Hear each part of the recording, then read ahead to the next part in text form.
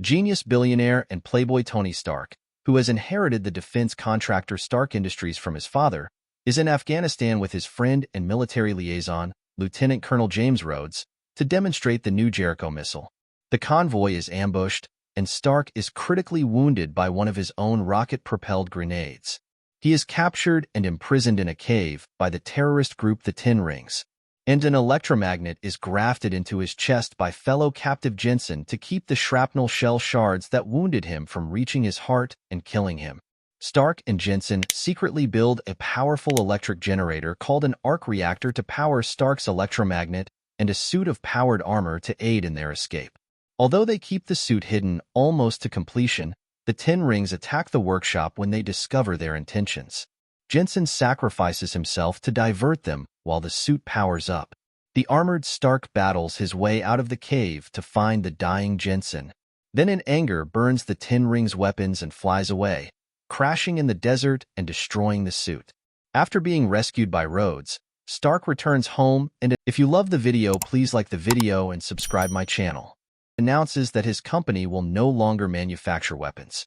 Obadiah Stane, his father's old partner and the company's manager, advises Stark that this may ruin Stark Industries and his father's legacy.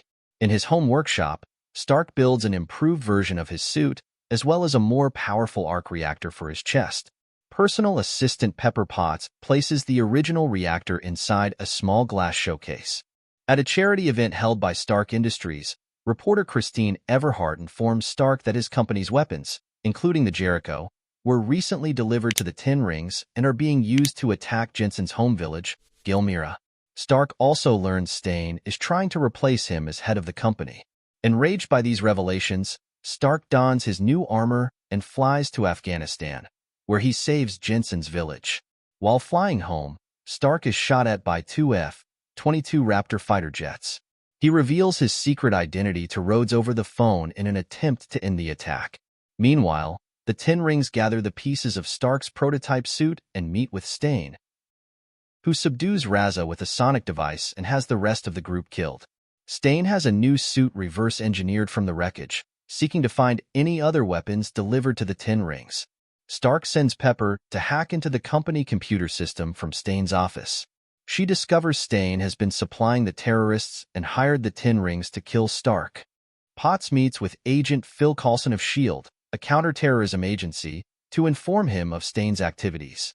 Stane's scientists cannot duplicate Stark's arc reactor, so Stane ambushes Stark at home and takes his, though Stark manages to get his original reactor to replace the taken one. Potts and several S.H.I.E.L.D. agents attempt to arrest Stane, but he dons his suit and attacks them.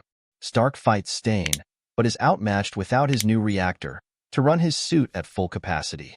Stark lures Stane atop the Stark Industries building and instructs Potts to overload the large arc reactor there. This unleashes a massive electrical surge that causes Stane and his armor to fall into the exploding reactor, killing him. The next day at a press conference, Stark admits to being the superhero the press has dubbed Iron Man.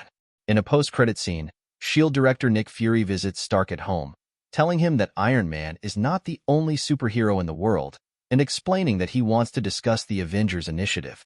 The video ends here. See you in other video. Bye-bye.